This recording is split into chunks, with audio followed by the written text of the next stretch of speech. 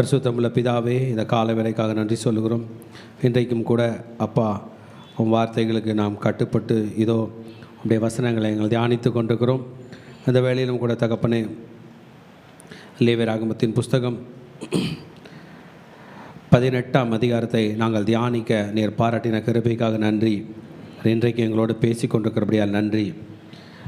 நான் பரிசுத்தர் ஆகையால் நீங்களும் பரிசுத்தரமாக இருங்கள் என்று சொல்லி வாழ்க்கையில், பேச்சில், நடத்தையில், பார்வையில், சாப்பிடுவதில், பர்சனல் ஹைஜீனில் எல்லாவற்றிலும் எங்களை பரிசுத்தமாய் காத்து கொண்டிருக்கிற எங்கள் தேவனே மக நன்றி. உலகம் எந்த வழியில் சென்றாலும், எகிப்து எந்த வழியில் சென்றாலும், கானானியர்கள் எந்த வழியில் வாழ்ந்தாலும், நீ என்னுடைய ஜனம், நீ எனக்காக பரிசுத்தமாய் வாழ வேண்டும் என்று அநேக சத்தியங்களை கற்றுக் கொடுத்து கொண்டிருக்கிறபடியால் நன்றி. அடிமைகளை தாழ்த்தி அர்ப்பணிக்கிறோம். இந்த 18ஆம் அதிகாரத்தின் வாயிலாக எங்களுக்கு அனைத்தையும் சொல்லி கொடுத்து தாரும். இயேசுவின் நாமத்தில் ஜெபிக்கிறோம் நல்ல பிதாவே, ஆமென். ஹல்லேலூயா. இன்னைக்கு பெரியவங்கெல்லாம் ஒரு வீட்டில் இருந்து ஒரு பிள்ளைங்களுக்கு, வாலிப பிள்ளைங்களுக்கு, படித்த பிள்ளைங்களுக்கு, முதிர்ச்சியான பிள்ளைங்க, மெச்சூர்டான பிள்ளைங்களுக்கு என்னென்னலாம் சொல்லி கொடுப்பாங்களோ அவ்வளோ அழகாக பைபிள் நமக்கு சொல்லித்தர போகுது. இதுக்காக ஒரு புஸ்தகமே எழுதியிருக்காரு. லேவியராகமத்தின் புஸ்தகம் 27 அதிகாரங்கள் இதில் இருக்குது. ரொம்ப சின்ன பிள்ளைக்கு சொல்கிற மாதிரி சொல்லி கொடுக்குறாரு. நம்ம 17ஆம் அதிகாரத்தில் படித்தோம். என்ன சொன்னோன்னா, என்ன சாப்பிடணும், என்ன சாப்பிடக்கூடாதுன்னு அருமையாக சொல்லி கொடுத்தாரு. நீ ஒரு மாமிசம் சாப்பிட்ற, ஒரு சிக்கன் சாப்பிட்ற, ஒரு மட்டன் சாப்பிட்ற, ஒரு மீன் சாப்பிட்றனா கூட அந்த ரத்தத்தை சாப்பிடக்கூடாது. அந்த ரத்தம் பாவம். அந்த ரத்தம் மண்ணில் போட்டு மூடிடணும். அந்த ரத்தத்தை நீ சாப்பிடவே கூடாது. சாப்பிட்டா அந்த ரத்த பழிவு மேலே வந்துடும், மிருகத்து கூட அப்படின்லாம் அருமையாக சொல்லி கொடுத்தார். அதே போல் நீ பலி செலுத்தும் போது எந்த பேரையும் சொல்லி பலி செலுத்தக்கூடாது. நீ ஒரு ரத்தத்தை சிந்துற, ஒரு பலிபீடம் கட்டி ரத்தத்தை சிந்துற, ஒரு காவு கொடுக்குற அப்படின்னா அங்கே நான் வரமாட்டேன், அங்கே பேய் வரும் அப்படின்றது போலலாம் 17ஆம் அதிகாரத்தில் அது சொல்லி கொடுத்தார்.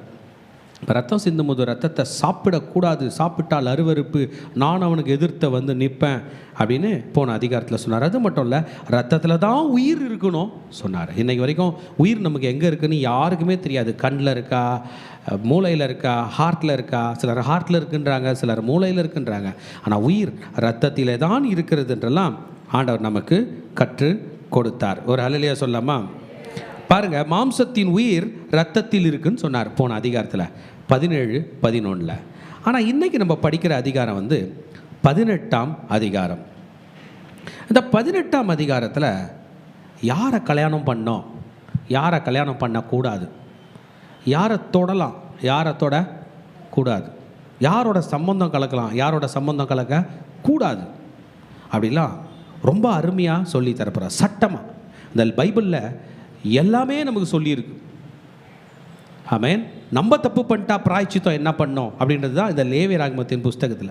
இன்றைக்கி நம்ம 18ஆம் அதிகாரத்துக்கு வந்திருக்கோம்.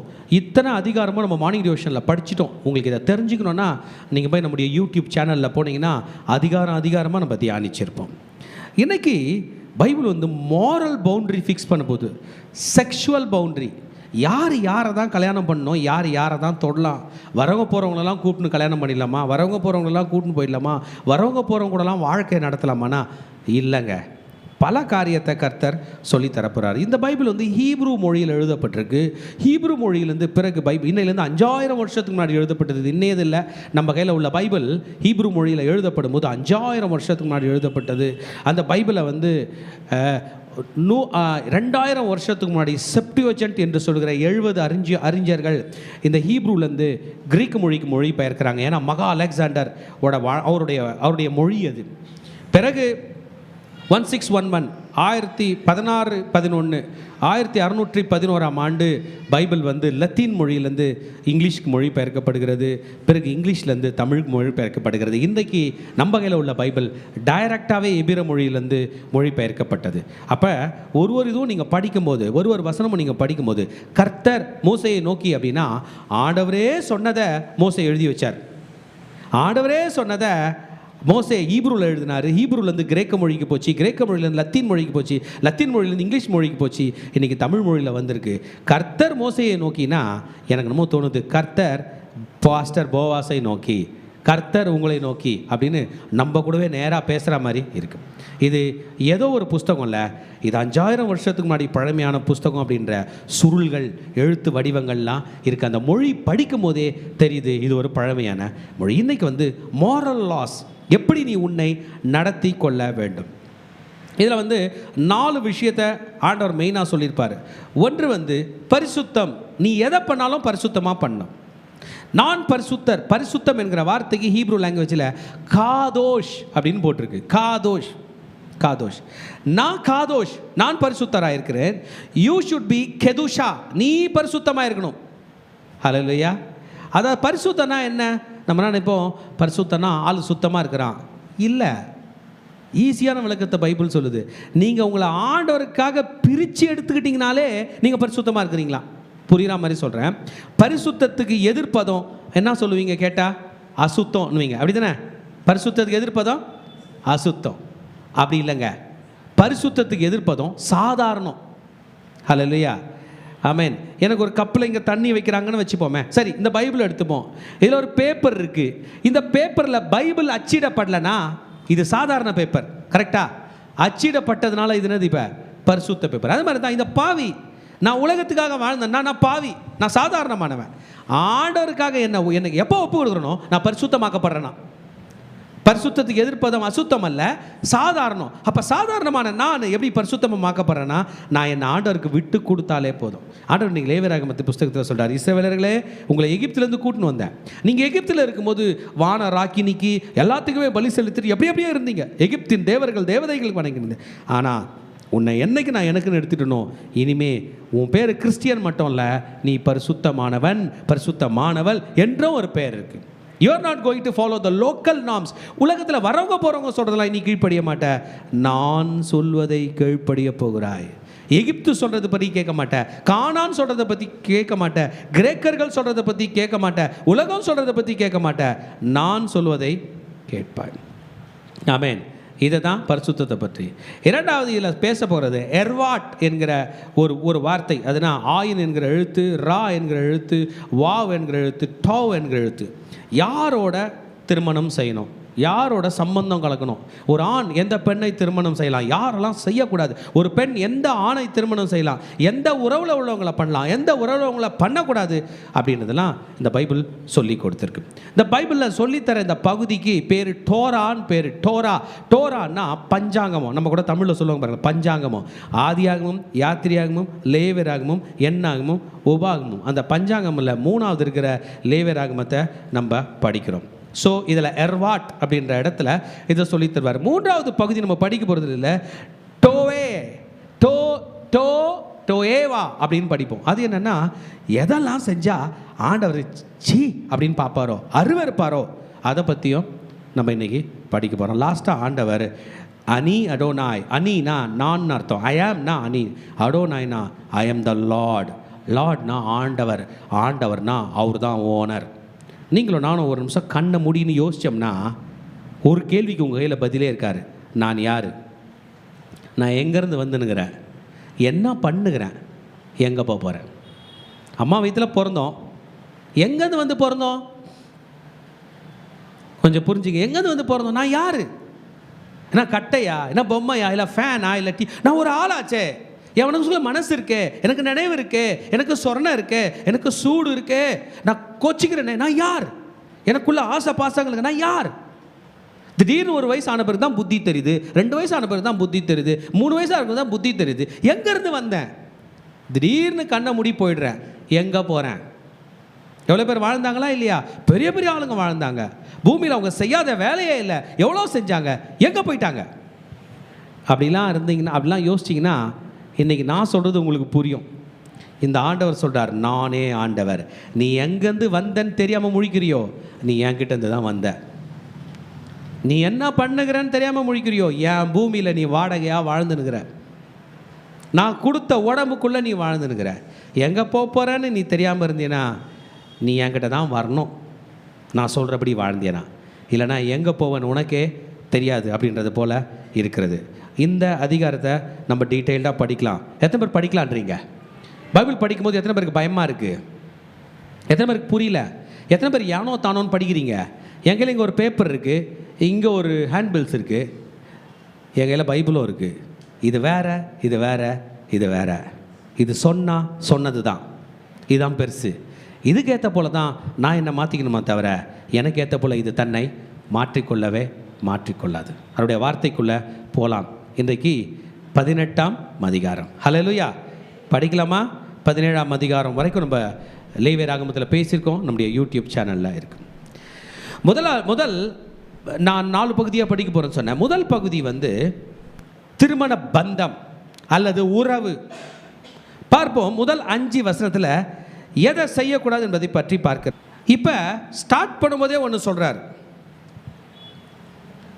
எகிப்தில் செஞ்சபடி செய்யாத. என்ன பண்ணாத? எகிப்தில் செஞ்சபடி செய்யாத. எந்த சப்ஜெக்ட் பற்றி பேச போகிறாரு? நீங்கள் எகிப்தில் வாழ்ந்தீங்க. எத்தனை வருஷம் வாழ்ந்தாங்க? 430 வருஷம். நான் உன்னை கானான் தேசத்துக்கு கூப்பிட்டு போகிறேன், ஆனால் அவன் செஞ்சபடி நீ செய்யாத. ஹல்லேலூயா. அவர் செஞ்சாரு, நான் செஞ்சேன்னு நீ என்கிட்ட பதில் சொல்லவே முடியாது. எகிப்தில் ஒரு ப்ராக்டிஸ் இருக்குதாங்க, அது பேர் ராயல் இன்ப்ரீடிங். நான் சொன்னால் நீங்கள் ரொம்ப வருத்தப்படுவீங்க. ராயல் இன்ப்ரீடிங்னா அந்த அரசன் வேற ஊரில் போய் ஒரு பொண்ணு எடுத்து கல்யாணம் பண்ணி, ஏன்னா கலப்பணம் ஆயிடுச்சுன்னா அப்படின்ட்டு சில ராஜாக்கள், எகிப்து மன்னர்கள் தான் தங்கச்சியே கல்யாணம் பண்ணியிருக்கானா.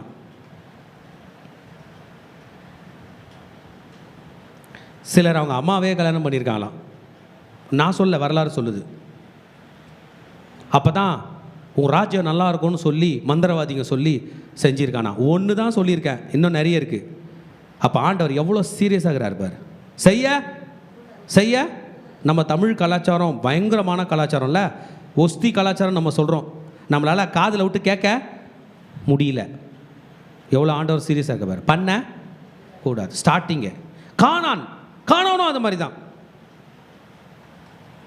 பண்ண எடுக்கும்போது கூட பார்த்து எடுப்பாங்க, உறவு கரெக்டாக பார்ப்பாங்க. இது ஒத்து வருமா பாரு, இது பங்காளி முறை, அந்த முறை, அண்ணன் தம்பி அக்கா தங்கச்சி முறை என்ன பண்ணுவாங்க, ஃபஸ்ட்டு பெரியவங்க இறங்கி தூரத்து சொந்தத்தில் கூட ஸ்டாப் பண்ணுவாங்க. ஹல்லேலூயா. ராயல் யூனியனா இது பேர்.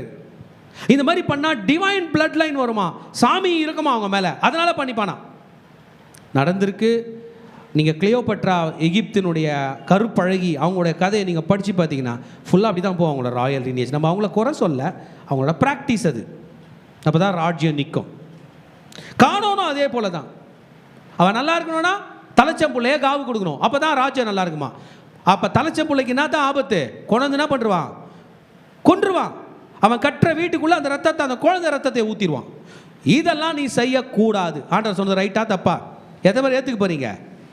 தெளிவாக புரிஞ்சுங்க. உலகத்தில் யாராவது ஏதாவது சொன்னால் அதை கேட்டுன்னு பைபிள் திறக்கணும். பைபிளில் எஸ்னா தான் போகணும், நோனா விட்டுறணும். எத்தனை பேர் விட ரெடி? ஹல்லேலூயா. ஆண்டவர் நமக்கு கொடுத்துட்டார், இன்னைக்கு நமக்கு சொல்லி தர போகிறார். ஹல்லேலூயா. அவங்க 1000 காரணம் வச்சிருக்கலாம். இப்படி பொண்ணு எடுத்தால் தான், உள்ளுக்குள்ளேயே கல்யாணம் பண்ணிக்கிறா தான் எனக்கு என் மேலே எங்கள் சாமி எங்களை விட்டு போவாது. அவங்க எகிப்தியர்கள் சொல்லுது, சாமி எங்கே இருந்துடும், இல்லைன்னா சாமி எங்கே போயிடும். பவர், சொத்து போகாது, பணம் போகாது, இதுதான் ஐதீகம் என்றெல்லாம். இது ராயல் கல்ச்சர்னு சொல்லிட்டாங்க. பாவம், இந்த ஏழைகள் அடிமைகளுக்கு ஆண்டவர் பேசுகிறாரு. அந்த ராயலை என்ன பண்ண முடியல, எகிப்தின் ராயலை திருத்த முடியல. நீ செய்ய கூடாது. என்னுடைய நியமங்களின்படி, 4ஆம் வசனத்தை சொல்ற, நான் சொல்கிறபடி நடவுங்கள், என்னுடைய கட்டளையின்படி நடவுங்கள், நான் உங்கள் தேவனாகிய கர்த்தர். 5ஆம் வசனம் பியூட்டிஃபுல்லாக சொல்வார். ஆகையால் படிங்க, என் கட்டளைகளின்படியும் என் நியமங்களின்படியும் கை கொள்ள கடவீர்கள், அவைகளின்படி செய்கிறவன் எவனோ அவைகளால் பிழைப்பான், நானே கர்த்தர். நம்ம எல்லாருக்குமே பிழைக்கணும்னு ஆசை, அதனால தான் நல்லா சாப்பிட்றோம். டாக்டர் என்ன சொல்கிறாரு, நல்லா சாப்பிடுன்னு அவரே தான் சொல்கிறார். நம்ம சுகர் டெஸ்ட் எடுக்க போனால் ஏன் நீ நிறைய சாப்பிட்டேன்னு கேட்குறாரு. திரும்பி மாத்திரெல்லாம் போட்டுன்னு வரும்போது சொல்கிறாரு, சார் ரொம்ப வீக்காக இருக்குது சார், நல்லா சாப்பிடுன்றாரு. நம்ம திரும்பி நல்லா சாப்பிட்டு அடுத்த மாதம் போனால் சுகர் ஏறிடுது, ஏன் நல்லா சாப்பிட்டேன்றாரு. நல்லா சாப்பிட்ணும் அப்படின்றார், இதை சாப்பிட்ணும் அதை சாப்பிட்ணுன்றார்.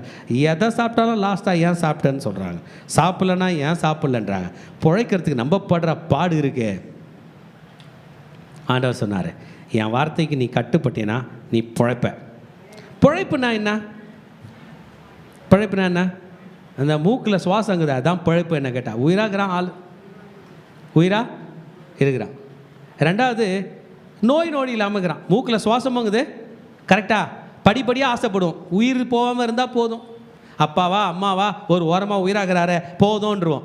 அப்புறமா கொஞ்சம் எழுந்துகிருந்து நடந்தா சொல்லுமா சொல்ல மாட்டோமா போதும்னும். அப்புறம் அவங்க அவங்க வேலையை பார்த்துக்கினா இப்போ எக்ஸ்ட்ரா வரும். அவங்க வேலையை பார்த்துன்னு அவங்க வேலைக்கு போய் சம்பாரிச்சின்னு சாப்பிட்டுருந்தா அப்படி பண்ணுவோம். அதெல்லாம் சரியாயிட்ட பிறகு அவருக்கு ஒரு கல்யாணம் பண்ணால் நல்லா இருக்கணும் அப்படியே ஆசைப்பட்டு இப்படி தான் பண்ணுவோம். இது எல்லா பிழைப்பும் பிழைக்கலாம் அவர் வார்த்தைக்கு கட்டுப்பட்டா. ஹல்லேலூயா. பிழைப்பான், நானே கர்த்தர் அப்படின்ட்டு 5ஆம் வசனத்துலேருந்து அவர் சப்ஜெக்ட் ஆரம்பிக்க போகிறாரு. என்னதான் ஆண்டவரே நீ சொல்ல போகிற அப்படின்னா, இன்றைக்கி 18ஆம் அதிகாரத்தில் அவர் ஸ்டார்ட் பண்ண போகிற சப்ஜெக்ட்டு 6ஆம் வசனத்துலேருந்து ஸ்டார்ட் பண்ண போகிறாரு. No no no no no no no no அப்படின்னு வர போகிறார். 6ஆம் வசனம் பாருங்கள். ஒருவனும் தனக்கு நெருங்கின இனமாகிய ஒருத்தியை நிர்வாணமாக்கும்படி அவளை சேரலாகாது, நான் கர்த்தர். ஓகே, ரொம்ப நெருங்கினவங்க யாருன்னு வரும் பாருங்க.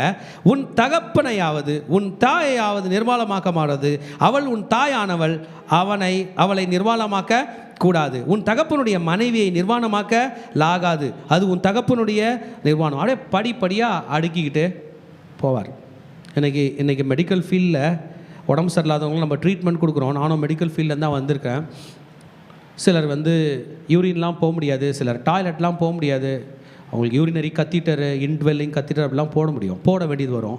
அந்த நேரத்தில் அவங்களுடைய நிர்வாணத்தை டாக்டர் பார்க்க வேண்டியது இருக்கும், நர்ஸு பார்க்க வேண்டியது இருக்கும். இந்த பைபிள் வசனத்தை படிச்சுட்டு அதை பார்க்கும்போது நமக்கு ரொம்ப பயமாக இருக்கும். நோவா அவங்களோட 3 பிள்ளைங்க இருந்தாங்களாம், சேம், காம், யாபேத். அந்த நோவா அந்த இடத்துல திராட்சரசம் குடிச்சிட்டு மது மயங்கி போயிருந்தாராம்.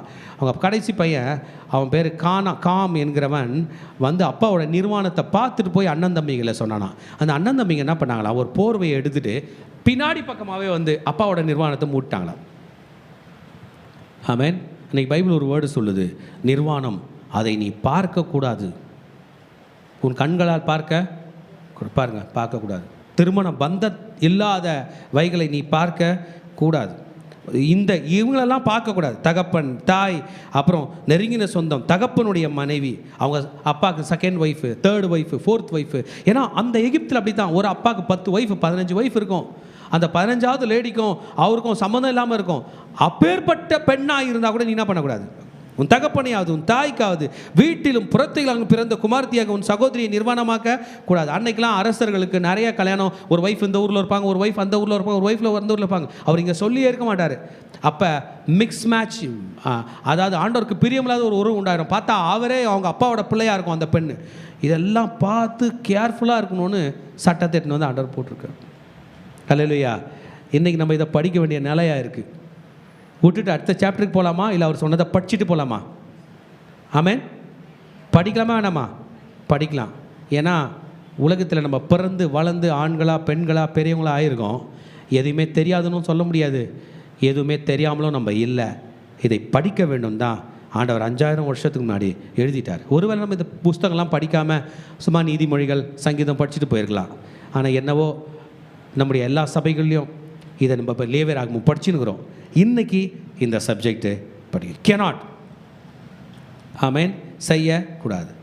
த wrong practice, wrong pleasure, displeasure, it is an abomination before God. நீ ஆசைப்பட்டன்றதுக்காக இதெல்லாம் செய்ய முடியாது. பிறகு 10ஆம் வசனம், உன் குமாரனுடைய மகளையாவது உன் குமாரத்தினுடைய மகளையாவது வளர்ந்து பெருசாயிட்டாங்க, அவங்களுக்கு பிள்ளைங்க பிறந்துட்டாங்க, அந்த பிள்ளைகளுக்கு திருமணம் ஆகுது அப்படியெல்லாம். ஏன் இந்த ப்ராப்ளம் கொஞ்சம் புரிஞ்சுங்க. ஆண்டவர் மனிதனுடைய ஆயுசை 900 சில்லற வயசு வரைக்கும்லாம் போட்டிருக்கார். ஆதாம் 900 சில்லற வயசு வாழ்ந்திருக்கார். 969 நினைக்கிறேன் அதிகமாக வாழ்ந்தவர் மெத்துசலாவோட வயசு. எத்தனை வயசு கொஞ்சம் யோசிச்சு பாருங்க. ஒரு தாத்தா, ஒரு மனுஷன் 969 வயசு வரைக்கும் வாழறாரு அப்படின்னா அவர் அந்த வாழ்நாளில் எத்தனை கல்யாணம் பண்ணுவார், யார் கூடலாம் போட்டி போடுவார்? உங்களுக்கு புரியுதா? 100 வயசில் ஒரு கல்யாணம் பண்ணியிருப்பார், 200 வயசில் இன்னொரு கல்யாணம் பண்ணியிருப்பார், 300 வயசில் ஒரு கல்யாணம் பண்ணியிருப்பார். இந்த 300 வயசில் கல்யாணம் பண்ணுறவர் 30 வயசு பையனோட பொண்ணு பார்த்தாங்கன்னா அந்த பொண்ணை கூட்டு போய் கல்யாணம் பண்ணாருன்னா என்ன பண்ணுவீங்க? எவ்வளோ குழப்பம் வரும், வருமா வராதா? நல்ல வேலை ஆண்டவர் ஆயுசு நாளுகளை 70 80 முடிச்சிட்டார்.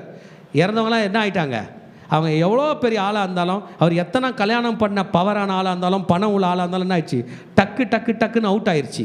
இது அந்த காலம் 120 வயசு 150 வயசுக்கு மேலே வாழறவங்க.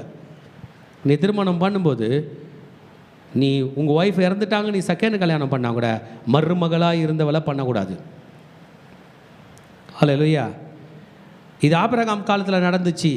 ஆபிரகாமுக்கு திருமணம் ஆகும்போது நடந்துச்சு. ஈசாக்கு நடந்துச்சு. யாக்கோபுக்கிட்ட நடந்துச்சு. யூதா விஷயத்தில் நடந்துச்சு. இதெல்லாம் நோ என்று ஆண்டவர் சொன்னார். 11ஆம் வசனம், உன் தகப்பனுடைய மனைவியிடத்தில் உன் தகப்பனுக்கு பிறந்த குமாரத்தின் நிர்வாணமாக்கக்கூடாது. 11, 12, உன் தகப்பனுடைய சகோதரியை நிர்வாணமாக்கக்கூடாது. அவன் உன் தகப்பனுக்கு நெருங்கின இனமானவள். உன் தாயினுடைய சகோதரியை நிர்வாணமாக்கலாகாது. அவள் உன் தாய்க்கு நெருங்கின இனமானவள். 14, உன் தகப்பனுடைய சகோதரனை நிர்வாணமாக்கக்கூடாது. அவன் மனைவியை சேராயாக. அவன் உன் தகப்பனுடைய சகோதரி. 15, உன் மருமகளை நிர்வாணமாக்கலாகாது. அவள் உன் குமாரனுக்கு மனைவி, அவளை நிர்வாணமாக்கலாகாது. 16, உன் சகோதரனுடைய மனைவியை நிர்வாணமாக்கக்கூடாது. அவள் உன் சகோதரனுடைய நிர்வாணம். 17, ஒரு ஸ்திரீயையும் 17ஆம் வசனத்தில் பாயிண்ட் மாற்றிட்டார். ஃபேமிலியிலேருந்து வெளியே வந்துட்டு ஒரு ஸ்திரீயும் அவள் மகளையும் நிர்வாணமாக்கக்கூடாது. அந்த அம்மாவையும் கல்யாணம் பண்ணின்னு கூட அவங்க பொண்ணையும் கல்யாணம் பண்ணுறது அலவுடு இல்லை. அவளுடைய குமாரரின் மனைவியும் அவளுடைய குமாரத்தின் மனைவி நிர்வாணமாக்கக்கூடாது. விவாகம் பண்ணலாகாது. இவர்கள் அவளுக்கு நெருங்கின இனமானவர்கள். அது முறைகேடு. ஆமென். ஆமாம், ஆண்டவருடைய வசனம் நமக்கு நிறைய காரியங்களை சொல்லி தருகிறது. ஸ்திரீயானவள் ரைட். இந்த 18 வசனம் வரைக்கும் இதெல்லாம் ஆண்டவருக்கு பிரியமில்லை. ஆண்டவர் இதை அபாபினேஷனாக பார்க்கிறார். இன்றைக்கி வெளிநாட்டு கல்ச்சரில் சொந்தங்கள், பந்தங்கள், இனஞ்சன பந்துக்கள், அண்ணன் தம்பி உறவுகள்லாம் எல்லாமே மைக்ரோ ஃபேமிலி ஆயிடுச்சு. நம்ம ஊருக்கு போய் நம்ம சொந்தக்கார் யாருன்னு தெரியாது, அவங்க யாருன்னு தெரியாது, இவங்க யாருன்னு தெரியாது, அப்படியே உறவுகள்லாம் பிரிஞ்சு போயிடுச்சு இல்லை. இன்னும் பல பல கல்ச்சரில், பல நாடுகளில், பல மேலை நாடுகளில் எப்படியோ இருக்குது. ஆனால் ஆளாளுக்கு ஒரு காரணம் சொன்னாலும் இந்த பைபிள் 5000 வருஷமாக இதை பேசிக்கினே தான் இருக்குது. தன்னை மாற்றிக்கவே இல்லை. அடுத்த வருஷம் மாற்றிக்குமா, 10 வருஷம் கழிச்சு மாற்றிக்குமா. இந்த பைபிள் படித்து பார்த்துட்டு என்ன இது நமக்கு எகென்ஸ்டாக பேசுது, இந்த பைபிளை அழிப்பேன்னு எவ்வளோ பேர் ட்ரை பண்ணாங்க. அவங்க தான் அழிஞ்சு போயிட்டாங்க. பைபிள் அழியலை. இப்போ புரியுதா ஏன் பைபிள் அழிக்க பார்க்குறாங்க? பைபிளில் சொல்லி இருக்கிறது யார் கூட பைபிள் காம்ப்ரமைஸ் பண்ணிக்காது. பைபிள் ஒரு கண்ணாடி மாதிரி. உங்கள் முன்னாடி என்ன இருக்கோ அதை அப்படியே காட்டும். என் மூஞ்சி சரியில்லை, இந்த கண்ணாடி காட்டுதுன்னு கண்ணாடியை உடைக்கிறவன் தான் முட்டாள். அந்த கண்ணாடியை பார்த்து அதுக்கேற்ற மாதிரி தன்னை மாற்றிக்கிறவன் தான் ஞானி. இன்றைக்கி நமக்கு முன்பாக கண்ணாடி போல் இந்த பைபிள் இருக்கிறது. எதுவாக இருந்தாலும் இது என் கட்டளை. இது பைபிள் கல்ச்சர். ஐயா நாங்கள் இந்த கலாச்சாரம், நாங்கள் இந்த கலாச்சாரம், நாங்கள் அந்த கலாச்சாரம், இந்த கலாச்சாரம் சொல்லலாம். இது பைபிள் கல்ச்சர். இது வேதம் சொல்லுகிற கல்ச்சர். ஹல்லேலூயா. ஆமென், ஆமென். தொடலாகாது சொல்லிச்சு. இப்போ நம்முடைய இதெல்லாம் கமாண்ட், இதெல்லாம் கட்டளை, இந்த உறவுகள்லாம் கட்டளை. இந்த லேவியராகமம் 18ஆம் அதிகாரத்துக்கு முன்னாடி இஸ்ரவேலர்கள் இதை பண்ணியிருந்திருக்கலாம். ஏன்னா எகிப்தில் தானே நடக்குது. எகிப்தில் யாரை கல்யாணம் பண்ணிப்பானே தெரில. ராஜா வீட்டிலே கல்யாணம் அப்படி நடக்குது. அப்போ இந்த அடிமைகள் என்ன பண்ணியிருப்பாங்க, பண்ணியிருக்கலாம். ஆனால் இனிமே இதை செய்யக்கூடாது. கட்டளை போட்டார். சினாய் மலை அடிவாரத்தில் எல்லாம் நடக்குது. இனிமே இதை செய்ய மோசே எழுத புஸ்தகத்தில் எழுதிட்டாங்க. எல்லா பிரபுக்களுக்கும் ஒரு காப்பி கொடு, 12 கோத்திரத்துக்கு ஒரு காப்பி கொடு. அப்படி அவங்களுக்கு தெரியலனாலும் பரவாயில்ல, நான் லேவியரை வச்சிருக்கேன். இது லேவியர்களுக்கு தான். லேவியர்களோட பைபிள் காலேஜ் மெட்டீரியல் இது. லேவியர்கள் படிச்சுட்டு வீடு வீடாக போய் ஜபக்குழு நடத்துவாங்க. இன்றைக்கி எப்படி நம்ம வீட்டுக்கு ஜபம் பண்ணுறவங்க வந்து ஜபம் பண்ணுறாங்களோ அது மாதிரி அன்றைக்கி லேவியர்னு ஒரு கோத்திரத்தையே பிரித்து வச்சார். இந்த கோத்திரத்து ஜனங்க ஏறக்குறைய 1 லட்சத்துக்கு கிட்ட இருக்கிற இந்த ஜனங்க ஊரா வீடு வீடாக போய் இந்த பைபிளை படித்து சொல்லுவாங்க. கல்யாணமா இதை எடுப்பாங்க, எடுத்து இப்படிலாம் இருக்கக்கூடாது, இப்படிலாம் இருக்கக்கூடாதுன்னு சொல்லி கொடுப்பாங்களாம். ஹல்லேலூயா. எனக்கு ஆண்டவர் பைபிளை நம்ம கையில் கொடுத்து இருக்கிறார். கிராண்ட் பேரண்ட்ஸ் இந்த பிள்ளைகளுக்கு சொல்லித்தரணும், பேரண்ட்ஸ் இதை சொல்லித்தரணும், லேவியர்கள் இதை சொல்லித்தரணும். ஆண்டவர் இதை நமக்கு சொல்லி இருக்கிறார். ஒரு ஹல்லேலூயா சொல்லலாமா? ஹல்லேலூயா. 19ஆம் அதிகாரத்தில் அந்த சூதக ஸ்திரீயை பற்றி பேசுகிறார். அது வந்து மென்சுரல் சைக்கிள், அவங்களோட மென்சுரல் சைக்கிள், மென்சஸ் பீரியடில் ஸ்திரீயானவள் சூதகத்தால் விலக்கி இருக்கையில் அவளை நிர்வாணமாக்க அவளுடைய சேராதே.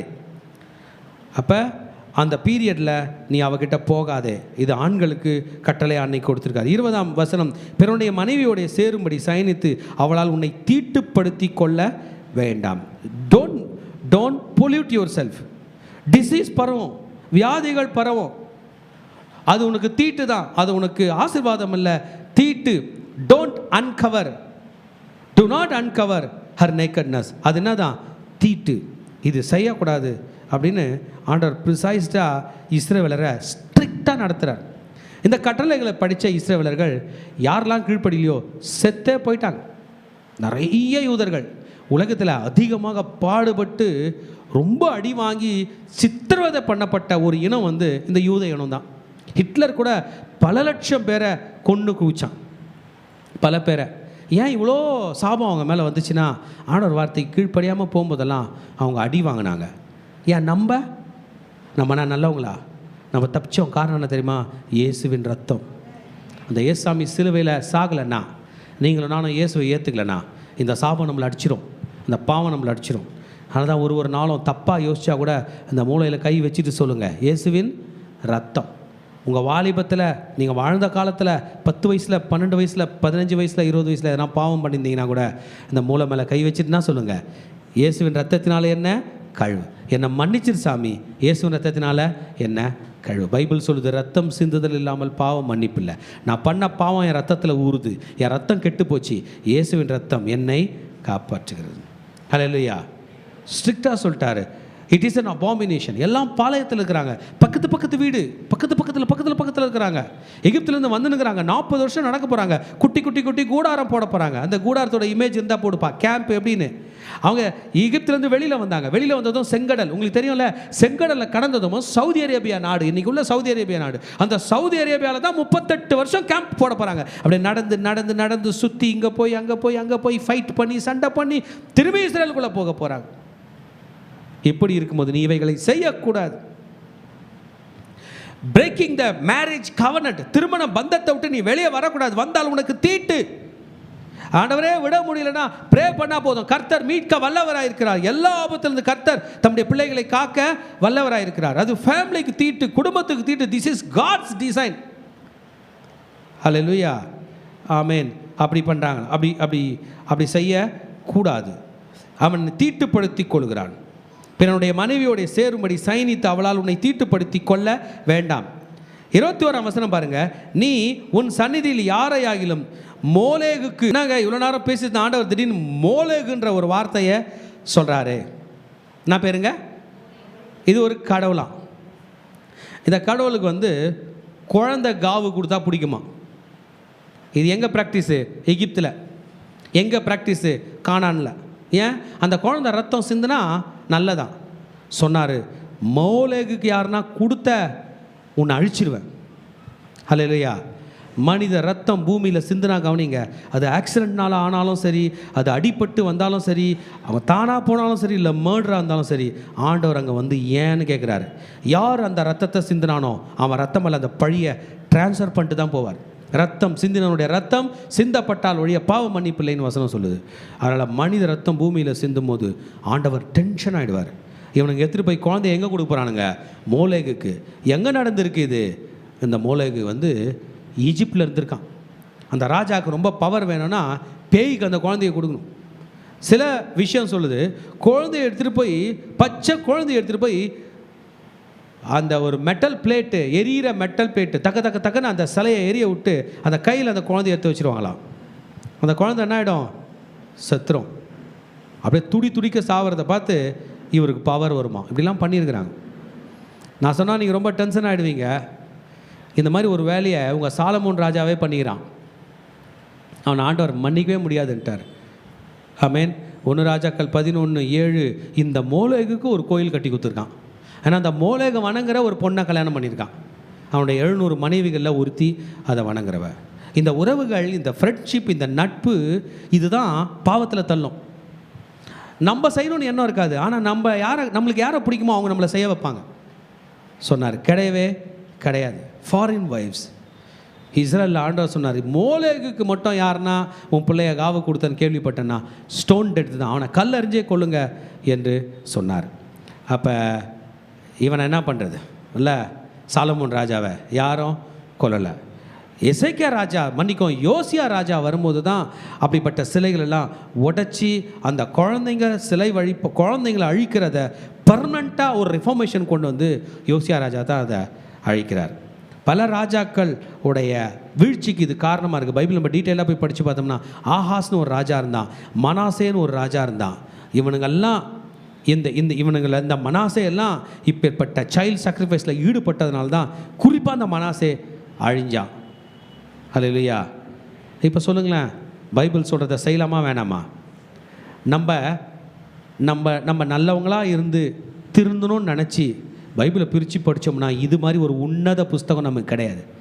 நான்லாம் திருந்த மாட்டேன், என் இஷ்டத்துக்கு வாழ்வேன்னா இந்த புஸ்தகம் நம்மளை எதிர்த்துக்கினே இருக்கும். படிக்கும் போதெல்லாம் அடிக்கும், படிக்கும் போதெல்லாம் திட்டம். ஒன்று பைபிளை விட்டுட்டு போயிடணும், இல்லை பைபிள் கையிலேருந்து ஒழிஞ்சிக்கணும். ஆனால் நம்ம அவருக்கு அர்ப்பணித்தோம்னா குழந்தைய போல் வாழலாம். அவர் ஹிஸ்ட்ரி வில் see ஃபெயிலியர். நம்ம வரலாறு ஒரு வீழ்ச்சியை காணும் இதுக்கு விரோதமாக போனோம்னா. இது காலில் இன்றைக்கி விழுந்தோம்னா கூட நீ உன் பிள்ளைகளின் பிள்ளைகளும் இஸ்ரவேலுக்கு உண்டாகும் சமாதானத்தையும் காண்பாய். எவ்வளோ பேர், சாலமோன் கிடையாத 700 மனைவி, 300 மறுமனையாட்டிகள், 1000 திருமணம் கண்டவன், ஒரே ஒரு புள்ள தான் பிறந்துச்சு. அந்த புள்ள கூட உருப்படி இல்லை. வீழ்ச்சி. ஆமேன். மோலேகு அதற்கு பிள்ளைகளை கொடுக்க கூடாது. ஆமேன். ரைட். இப்போ செய்யக்கூடாது. யாருக்கு கொடுக்கக்கூடாது? நீ உன் சந்நிதியில் யாராயிலும் மோலேகுக்கென்று தீ கடக்கும்படி. அப்போ அந்த மோலேகுன்ற கடவுள் அந்த குழந்தைய என்ன பண்ணும்? தீயில போடுறது. அந்த மெட்டல் ஃப்ரேமில் வச்சு அந்த பிள்ளைய அழிச்சிருவாங்க. அப்படி செய்யக்கூடாது. உன் தேவனுடைய நாமத்தை பரிசுத்த குலைச்சலாக்காதே, நானே கர்த்தர். அல்லேலூயா. ஒரு புது உயிரும் பூமியில் பிறக்கும்போது ஒன்றை புரிஞ்சுக்கணும், இந்த புது உயிரை பூமியில் போடுறது கர்த்தர். அது சாதாரண ஒரு கண்ணுக்குட்டி பிறந்தா கூட போடுறது யாரு? கர்த்தர். குழந்தை பிறந்தா கூட இந்த உயிரை உள்ள கொடுக்குறது யாரு? கர்த்தர். ஏன்னா உயிர்ன்ற கான்செப்ட் வரும்போது அது நமக்கு தெரியாதா போயிடுச்சு. ஆப்ரேஷன் பண்ணுறோம், மாத்திரை கொடுக்குறோம், மருந்து கொடுக்குறோம், சாப்பாடு போடுறோம், எல்லாம் போடுறோம். உயிரை கொடுக்க முடியுமா? அப்போ உயிரினும் போது யார் வராரு? கர்த்தர். அந்த உயிருக்கு ஒரு ஆபத்துனும் போது யார் வருவார்? கர்த்தர் வருவார். இது எப்படிங்க நமக்கு தெரியுது? பைபிள் தான் சொல்லுது. அல்லேலூயா. அம்மா வயிற்றில் நம்ம என்ன சைஸில் உருவானோன்னு சொன்னால் ஆச்சரியப்படுவீங்க. இந்த பேப்பரை 1,00,000 முறை உரிச்சா என்ன பண்ணா கிழிச்சால என்ன பண்ணா உரிக்க முடியுமா? யாராவது ஒரு முறை உரிக்க முடியுமா? 1,00,000 முறை உரிச்சா ஒரு சைஸ் வரும். அதான் நேனோமீட்டர்னு சொல்லுவாங்க. 1 இல்லை 2 இல்லை 3 நேனோமீட்டர் அளவு தான் அம்மாவும் அப்பாவும் சேர்ந்த 72வது மணி நேரம் உருவானோம். நம்ம அந்த சைஸில் தான் கொண்டாந்து வைக்கிறாரு, அந்த சின்ன சைஸில் உயிர். இப்போ சொல்லுங்கள், நம்ம பெரியாளா அவரா? நம்ம எங்கேருந்து வந்தோம்? இதை மாற்றுறதுக்கு நம்ம என்ன பெருசாக பண்ணினுக்கிறோம் இந்த பூமியில்? இதை மாற்றுறதுக்கு நம்ம எங்கே போகிறோம்? இதை மாற்றுறதுக்கு ஒரு வழி இருக்குது. இது காலில் விழுந்துடலாம். என் வார்த்தையின்படி செய்கிறவன் பிழைப்பான். he will live. எல்லாரையும் எதிர்க்குது இந்த பைபிள். யோசிச்சு பாருங்களேன். எகிப்தில் போனால் அந்த ராஜா ரதமே கோல்டில் வச்சுருக்கிறான். ஆனால் பைபிள் அவனை எதிர்க்குதா இல்லையா? கரெக்டில். கானானுக்கு போனால் அவங்க இருப்பு ரதங்க வச்சுக்கிறாங்க, அவங்களே எதிர்க்குது. அந்த மோலகு வணங்குறவங்க எல்லாரும் எதிர்க்குது. என்னதான் பைபிள் சொல்லி வருது? இந்த உலகத்தில் உள்ள எதுவும் எதற்காகவும் உன்னை மாற்றிக்கொள்ளாதே. அவங்க கோல்டு ரதம் வச்சிருக்காங்க, அவன் சொல்றதை கேட்பேன். இல்லை, அந்த கோல்டு ரதத்தை விட்டுட்டு அவனும் செத்து போவான். நீ எல்லாத்தையும் விட்டுட்டு செத்து போவேன். நீ பரலோகம் வர வேண்டும், அவன் இந்த பூலோகத்திலே போவான். ஹல்லேலூயா. மூலோகுக்கு என்ன பண்ணக்கூடாதான்? தீ கடக்க கூடாது. பெண்ணோடு சம்யோகம் பண்ணுகிறது போல ஆணோடு சம்யோகம் பண்ண வேண்டாம், அது அருவருப்பாக இருக்குது. நீங்கள் வர கல்ச்சரில் ஆண் கல்யாணம் பண்ணிக்கலாம், பெண் கல்யாணம் பண்ணிக்கலாம்லாம் போகுது. பைபிள் இன்றைக்கும் நின்று வாதிடுது. மாற்ற முடியுமா? உலகத்தில் அதிகமாக பரவி இருக்கிற ஒரு புஸ்தகம் பைபிள் தான். என் கையில் இருக்கிற பைபிளை எடுத்து கிழிச்சிடலாம், எரிச்சிடலாம். அவங்க கையில் இருக்கிற பைபிளை என்ன பண்ணுவீங்க? எல்லா தமிழில் இருக்கிற பைபிளை நீங்கள் எரிச்சிடலாம், ஹிந்தி பைபிளை என்ன பண்ணுவீங்க? எல்லாத்தையும் நீங்கள் பண்ண முடியாது. வேதம் இன்றைக்கு வரைக்கும் மனிதர்களுக்காக நின்று மனிதனுடைய பாதுகாப்புக்காக குரல் கொடுத்து கொண்டு தான் இருக்கிறது. பெண்ணை திருமணம் செய்கிறது போல ஒரு ஆண் இன்னொரு ஆணை திருமணம் செய்யக்கூடாது. இஸ்ரவேலர்கள்லாம் எகிப்திலேருந்து கானானுக்கு வருவாங்க.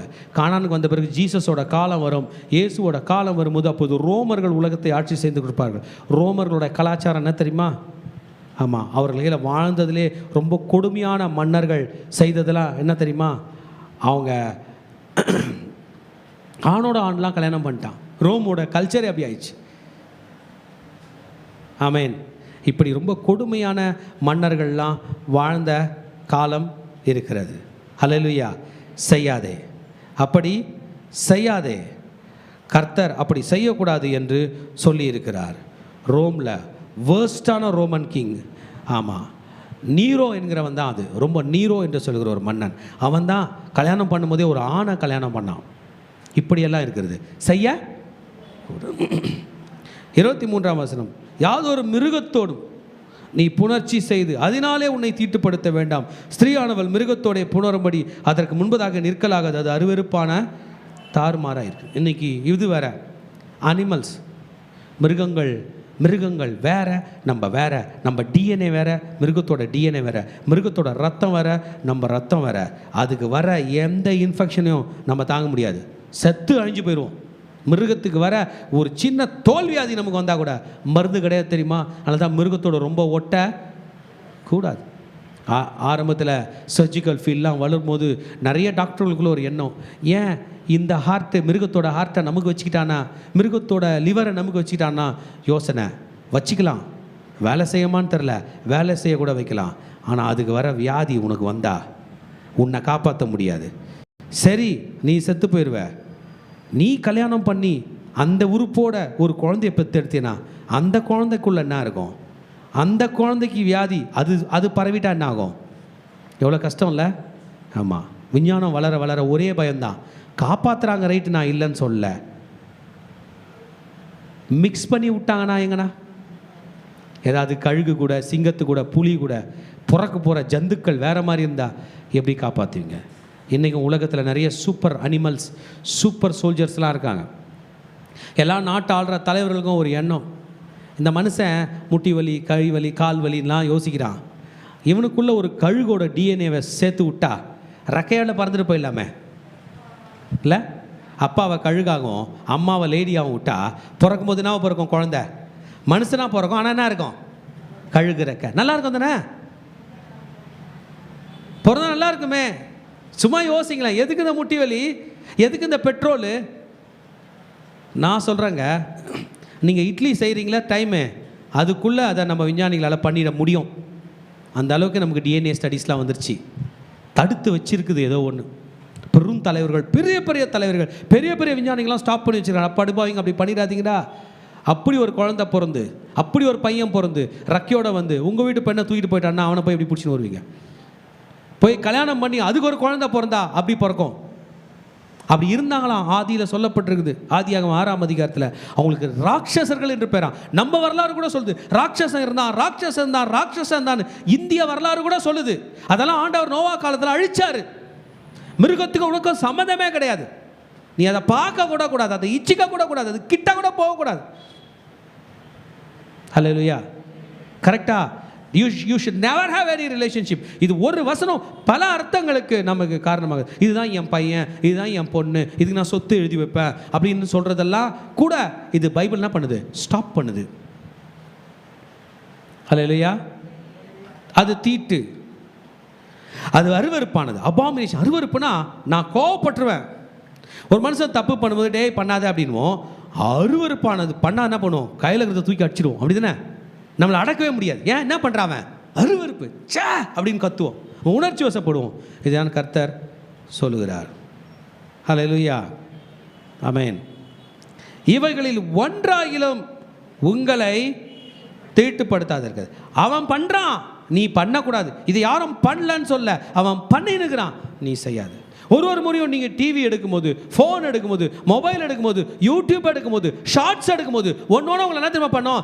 நான் பண்ணுறேன் நீயும் பண்ணுறா, நான் பேசுகிறேன் நீயும் பேசுகிறா, நான் தப்பு பண்ணுறேன் நீயும் பண்ணுன்னு சொல்லும். ஆனால் பைபிள் சொல்லும், அவன் பண்ணுறான் நீ பண்ணாத. நமக்கு பிரச்சனையே அதான், நமக்கு பிரச்சனையே அதான். பைபிள் பிரித்து நம்ம படிக்காததுக்கு காரணமே அதான். நம்ம என்ன ஒரு சங்கீதம் படிச்சுட்டு போயிடுவோம், ஒரு நீதிமொழிகள் படிச்சுட்டு போயிடும், இல்லை விடு, இது கேலண்டர் இருக்குது, கேலண்டர் எதுவும் தப்பாக பேசாது, சேஃப் ஜோன் ப்ளே பண்ணலாம் அப்படின்னு நம்ம நினைக்கிறோம். ஆனால் ஆண்டவர் இன்றைக்கி நம்மளை லேவியராகமம் படிக்க வச்சே தீர்வண்டான்னு நம்மளை படிக்க வச்சுருக்க. ஹல்லேலூயா. பணத்தை பார்த்து கேரி ஓவர் ஆகாதீங்க. பணம் ஒரு நாள் அந்த மனிதனை விட்டுரும். பணத்துக்கு ஒரு பேர் என்ன தெரியுமா? ஆக்சிஜனா. கேஷ்க்கு ஒரு பேர் என்ன பேர்? ஆக்சிஜன். ஆக்சிஜன் உங்கள் கூட இருக்குதா? போயிடுதா? போயிடும். அது போயிட்டாலும் உங்கள் உயிர் போயிடும். உங்களால் அதை எடுக்க முடியலன்னா உங்கள் உயிர் போயிடும். ஆக்சிஜன் டிசோசியேஷன் கர்வு, ஆக்சிஜன் எந்த அளவுக்கு நம்ம பாடியில் டிசோசியேட் ஆகுதுன்றதை நம்ம அந்த அப்பாரட்டஸ் வச்சு பார்ப்போம். என்ன பெருமா அது? Oximeter, pulse oximeter. எவ்வளோ மூச்சு இழுக்கிறோம் நமக்கு தெரியும். ஆக்சிஜன் ஒன்றும் இல்லாமல் போல, நம்ம இல்லாமல் போயின்னுக்கிறோம். பணம் அப்படி தான். அதை பார்த்து மாற்றிக்கொள்ளாதே, சத்திய வேதம் நம்மை அழைக்கிறது. பாருங்க, நான் உங்கள் முன்னின்று துரத்தி விடுகிற ஜனங்கள் இவைகள் எல்லாவற்றிலும் தங்களை தீட்டுப்படுத்தி இருக்கிறார்கள், தேசமும் தீட்டுப்படுத்தப்பட்டிருக்குது. இஸ்ரவேலே, உன்னை நான் எகிப்திலிருந்து கூப்பிட்டாரா இல்லையா? எவ்வளோ அடி அடிச்சார் எகிப்து உங்களுக்கு தெரியுமா? 10 அடி அடிச்சார். 10வது அடி மரண அடி.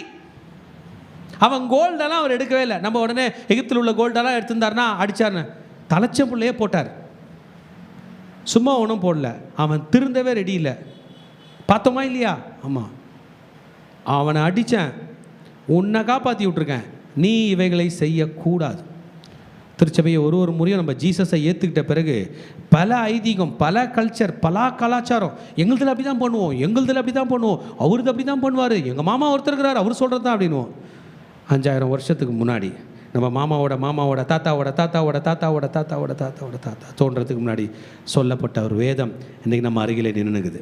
இன்றைக்கி நீங்கள் பிழைக்கணும்னா, பிரச்சனை இல்லாமல் வாழணும்னா, இந்த பைபிள் சொல்கிறத கேட்டால் நான் என்னமோ நம்புகிறேன், ஒரு சின்ன நோய் நொடி கூட வராமல் கர்த்தர் நம்மை காப்பாற்றுவார். நீ பிழைப்பாய் என்று சொன்னார். ஹல்லேலூயா.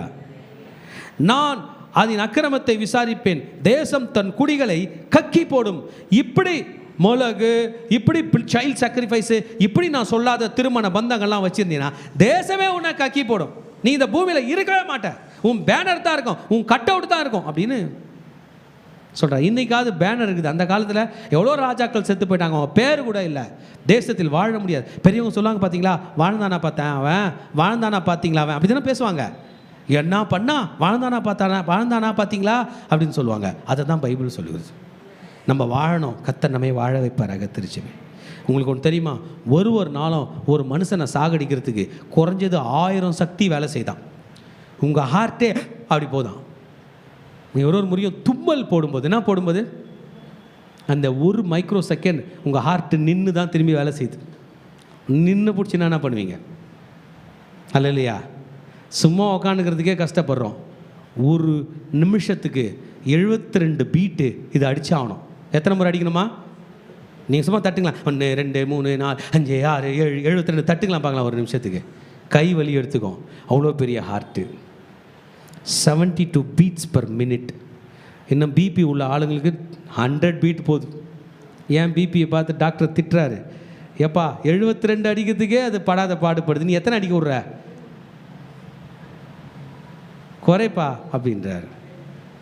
நம்ம இதில் வர டென்ஷன் வேறு ஆகும், இல்லாததுக்கெலாம் கூப்பிடும். சாம்பார் சண்டையை பெருசாக்கி ஹார்ட்டை ஏற்றி விடுவோம். போ டாக்டருக்கிறார் பார்த்து பாருணும், அவருக்கே பார்க்க தெரியாதுன்னு பைபிள் இங்கே சொல்லுது. நான் சொல்லுவதை கேட்டால் நீ பிழைப்பா. இப்பொழுதும் உங்களுக்கு முன்பு இருந்த இந்த ஜனங்களை தேசம் கக்கி போட்டது போல நீங்கள் அதை தீட்டுப்படுத்தும் போது அது உங்களையும் கக்கி போடாதபடிக்கு நீங்கள் என் கட்டளைகளையும் என் நியமங்களையும் கை கொண்டு தேசத்தில் பிறந்தவனானாலும் உங்கள் நடுவிலே தங்குகிற அந்நியவனானாலும் இந்த அறிவிப்புகளை ஒன்றையும் செய்ய வேண்டாம். ஹல்லேலூயா. இங்கே உட்காந்துக்கிறவங்கள யார் யாருக்கு உயிர் இருக்கு? நம்ம எல்லாருக்கும் உயிர் இருக்குல்ல, இருக்கா இல்லையா? இருக்குல்ல. உயிர் இருக்கிறதுனால தான் நம்ம பேசுகிறோம், கரெக்டா? இந்த ஃபேனுக்கு உயிர் இல்லை, ஆனால் ஏதோ பேசுது தானே. சும்மா புரிஞ்சுங்க, நம்ம மொழியில் பேசலை, பேசுதா இல்லையா? பேசுதா இல்லையா?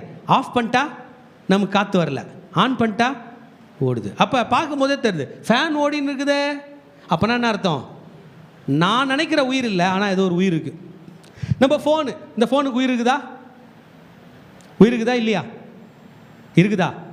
என்னையா பேசுகிறீங்க? உயிர் இல்லை, ஆனால் நீங்கள் எனக்கு கால் பண்ணிங்கன்னா கத்தும், அது ஒரு வகையான உயிர். அந்த மாதிரி இந்த பூமிக்கு உயிர் இருக்குதான். நாங்கள் இந்த பூமி நம்மளை பார்த்துக்கினே இருக்குதான். நம்ம ஓவராக பண்ணோம்னா முடிச்சு விட்றோமா, அதுதான் அது முடிச்சு விட்றோமா. பூமிக்கு உயிர் இல்லைன்னா நினைக்காதீங்க, அது போட்ட உருளைக்கிழங்கு தான் சாப்பிட்டு நம்ம வந்துக்கிறோம். நான் மதியம் கீரை குழம்பு எடுத்துன்னு வந்துக்கிறேன். யார் போட்ட பிச்சை அது? சொல்லுங்கள், தைரியமாக சொல்லுங்கள். நம்ம எந்த மனுஷ கையிலையும் பிச்சை எடுக்கல. எப்படி எடுக்கிறோம் தெரியுமா? பிச்சை இப்படின்னு எடுக்கிறோம். யார் கொடுத்தது அந்த கீரை? மணு தக்காளி கீரை எங்கேருந்து வருதுயா? சொல்லுங்கய்யா. உங்கள் வீட்டு பீரோவில் இருந்தால் வருது. உருளைக்கிழங்கு எங்கேருந்து வருது? இந்த பூமி நான் சொல்கிறத கேட்கலன்னா உன்னை கக்கி போட்டுரும். அப்போ பூமி யாரோடையது? கர்த்தருடையது. நல்லா தெளிவாக ஆராய்ந்து பூமியை எட்டி பார்த்தோம்னா அந்த பூமி சொல்லும், நான் தாண்டா நீன்னு பூமி நம்மளை பார்த்து சொல்லும்.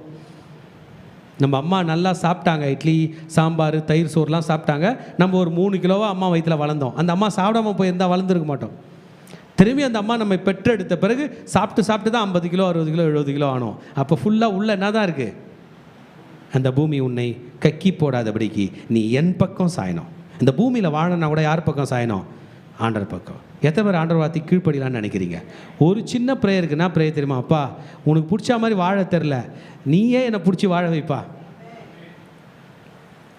நீயே உன் பிடிச்சமான வழியில் என்னை வாழ வைப்பா. ஒரு குழந்தைய போல் விட்றேன்ப்பா, ஒரு குயவன் கையில் ஒரு மண்பானை கிடைக்கிறது போல் நான் வரேன்ப்பா, நீ என்னை மாற்றுப்பானா இந்த பைபிளை வச்சு நம்மை மாற்றுவார். எப்பேற்பட்ட பாவியையும் மாற்ற அவர் வல்லவராய் இருக்கிறார். ஹல்லேலூயா. 28 நீங்கள் என் கட்டளைகளையும் என் நியாயங்களையும் கை கொண்டு தேசத்தில் பிறந்தவனாலும் உங்கள் நடுவிலே தங்குகிற அந்நியனானாலும் இந்த அறுப்புகளில் ஒன்றையும் செய்ய வேண்டாம். ஹல்லேலூயா.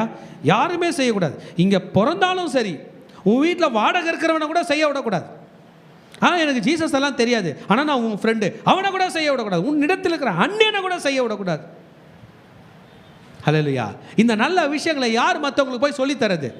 உலகத்தில் யாரோ ஒருத்தர் கூப்பிட்டு ஏன்பா அப்படி பண்ண, எனக்கு தெரியாதுன்னுவாங்க. நமக்கு தான் தெரியும், நம்ம தான் சொல்லித்தரணும். அம்மாங்களாம் நிறைய பேர் உட்காந்துக்கிறீங்க. நம்ம பிள்ளைங்களை பார்க்கும்போது சொந்தக்காரங்களை பார்த்து இல்லையாப்பா பைபிளில் வேணான்னு போட்டுக்குதுப்பா, நான் ஏன் அதை கேட்கணும்னு சொல்லுவாங்க. ஒரு நாள் பைபிள் தான் மக்களை நியாயம் தீர்க்க போகுதுன்னு இயேசு சொன்னார். நியாயம் தீர்க்கும் போது நான் வருவேன், ஆனால் என் வசனம் தான் திறக்கும். சட்டம் உங்களுக்கு தெரியும்ல, கோர்ட்டுக்கு யாருன்னா போயிருக்கீங்களா? என்ன பண்ணுவாங்க தெரியுங்களா?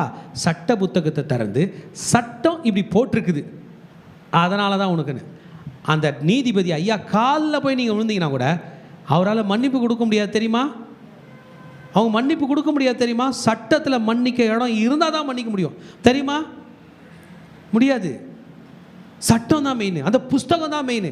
அவர் சொல்லுவார், நீ என் காலில் விழுந்த, அதுக்காக உன்னை நான் நேசிக்கிறேன், ஆனால் மன்னிப்பு கொடுக்க வேண்டும் என்ற சட்டம் சொல்லாதபடினால் உன்னை நியாயம் தீர்க்கிறேன்னு சொல்லுவாராம். அல்லேலூயா. அதனால தான் மன்னிப்பு ஒரு பெரிய கஷ்டமான விஷயமா போனதுனால தான் நம்மளாம் சாகணுன்றதுக்காக இயேசு போய் சிலுவையில் செத்தார், மன்னிப்பை வாங்கி கொடுத்தார்.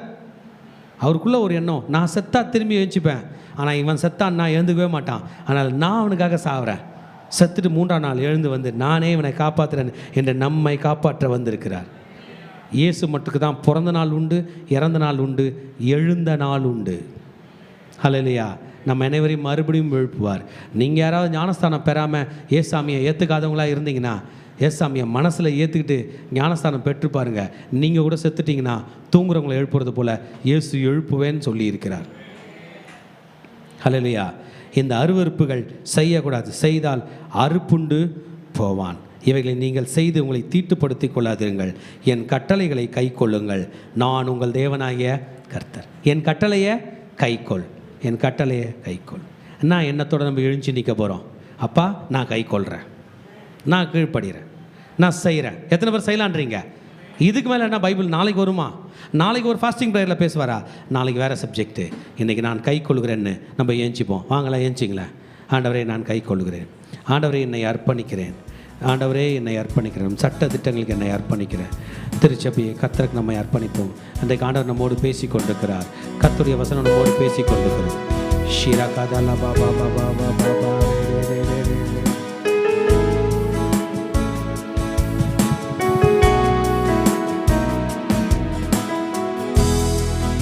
இந்த உலகத்தில் நாம் பரிசுத்தமாய் வாழ்வதற்கு ஒரு உதவி செய்கிற ஆவியான நபர் தான் பரிசுத்த ஆவியானவர். இந்த உலகம் அசுத்தமாக நிறைந்தாலும், இந்த உலகத்தில் அநேக பாவங்கள் இருந்தாலும், ஆண்டவரே இந்த உலகத்தில் வாழ முடியல ஆண்டவரே என்று சொல்லும்போது நம்மை பரிசுத்தத்துக்கு நேராக நடத்துகிற ஒரு நபர் தான் நம் பரிசுத்த ஆவியானவர். ஆவியானவர் வாஞ்சியோடு நாம் வரவேற்போம். வாரும் தூய ஆவியே,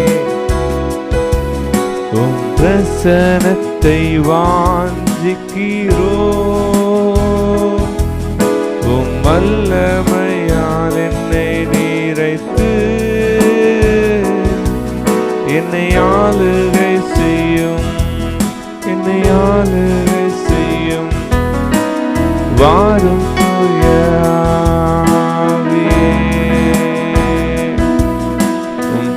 பிரசனத்தை வாஞ்சிக்கிறோம். உம் வல்லமையால் என்னை நிறைத்து என்னை ஆளுகை செய்யும். என்னை ஆளு ஜீவ தண்ணீர் நீரே,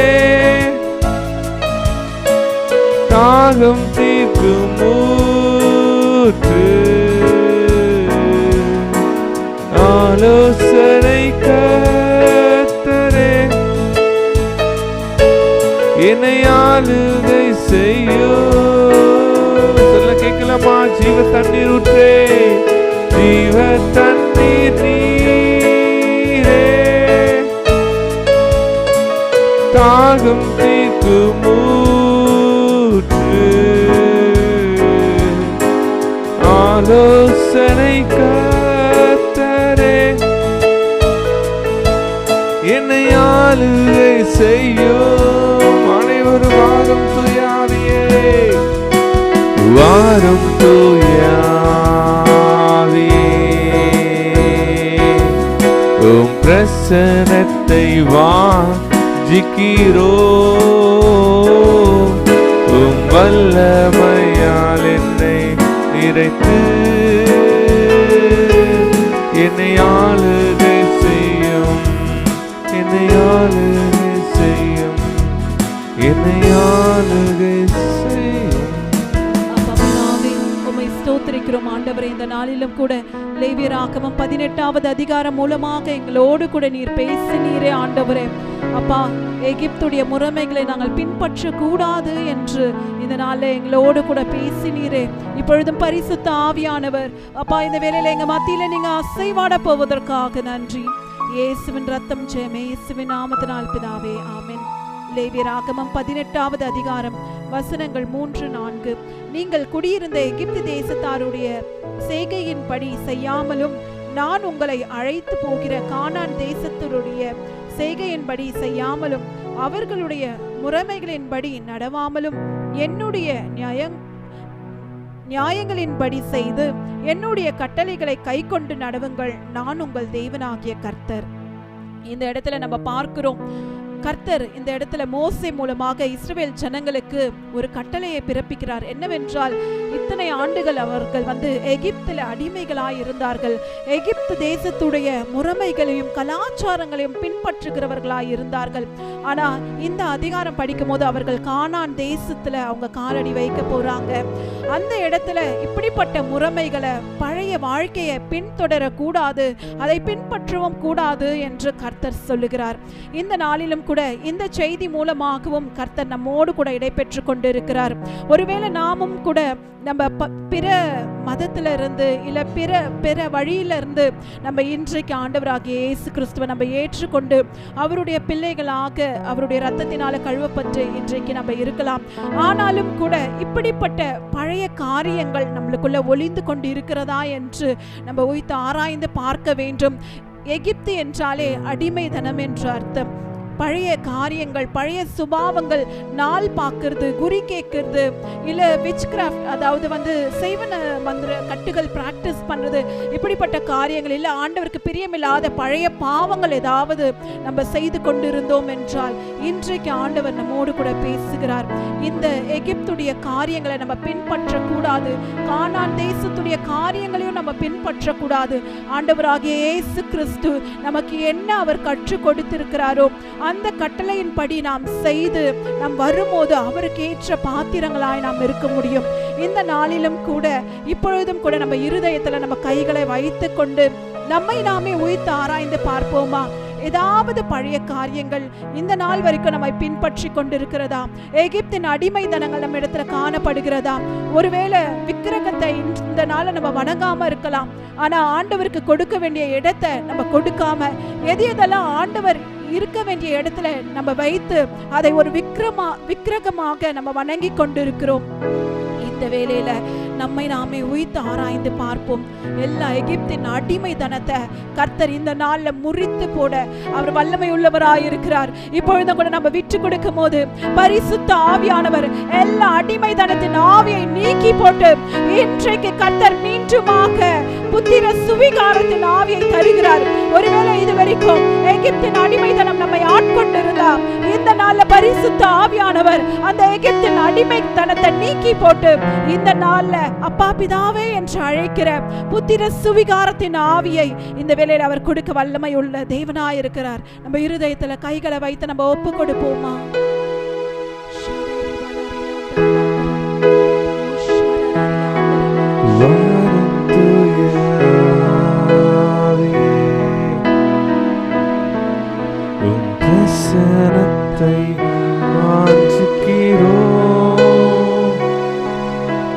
வல்லமையால் என்னை நிறைத்து என்னை ஆளுகை செய்யும். வாரும் தூய ஆவியே, உம் பிரசன்னத்தை வாஞ்சிக்கிறோம். உம் வல்லமையால் என்னை நிறைத்து என்னை ஆளுகை செய்யும்.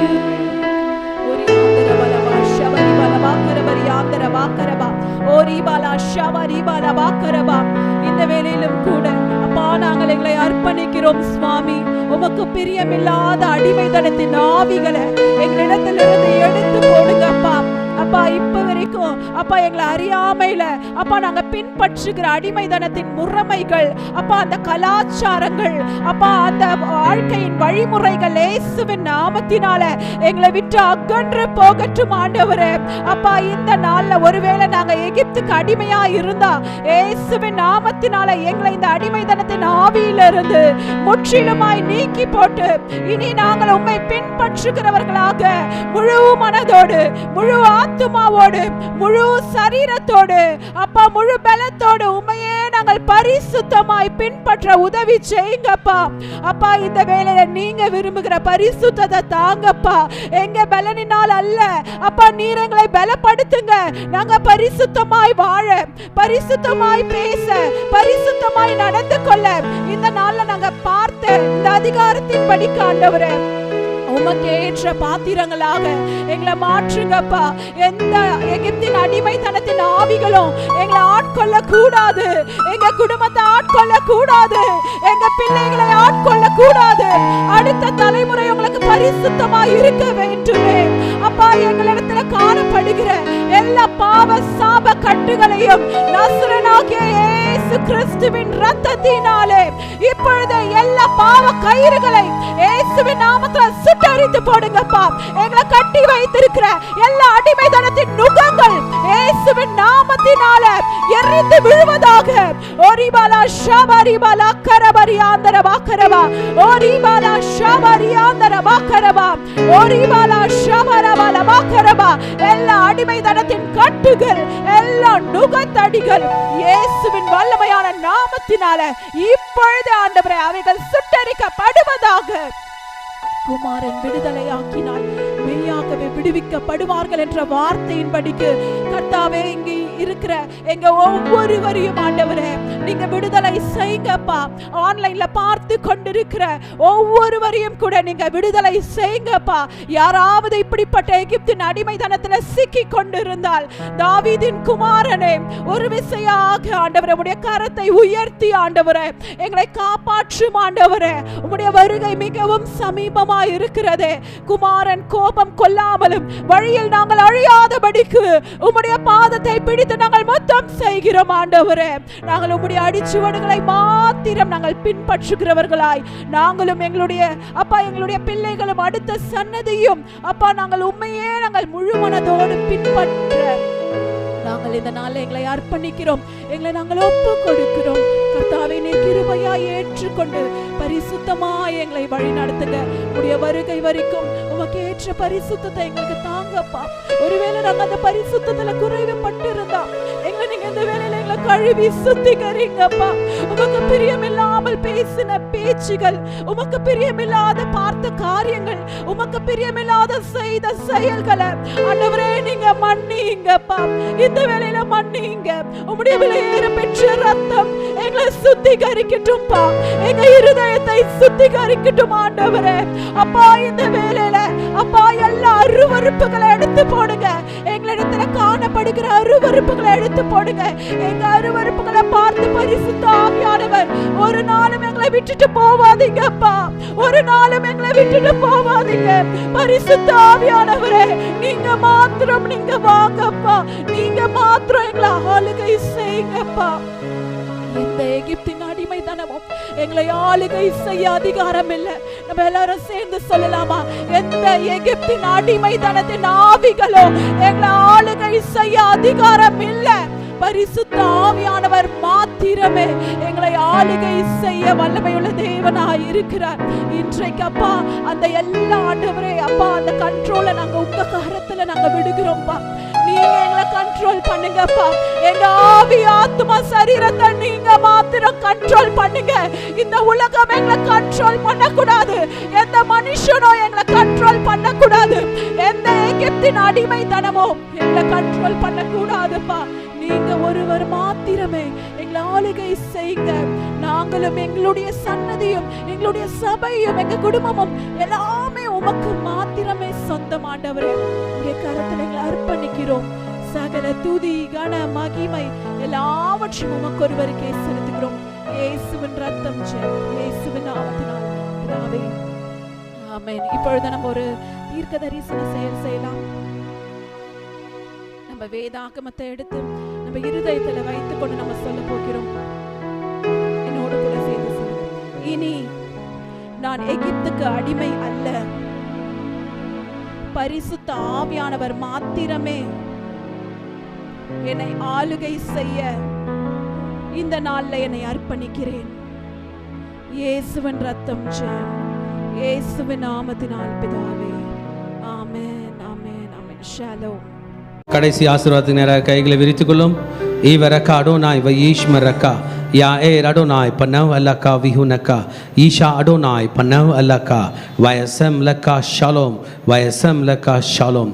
கர்த்தர் உன்னை ஆசீர்வதித்து காக்க கடவர். கர்த்தர் தன் முகத்தின் மேல் பிரகாசிக்க பண்ணி உன்மேல் கிருபையா இருக்க கடவர். கர்த்தர் தன் முகத்தின் மேல் பிரசன்னமாக்கி உனக்கு சமாதானம் கட்டளையிட கடவர். ஹல்லேலூயா ஹல்லேலூயா ஹல்லேலூயா.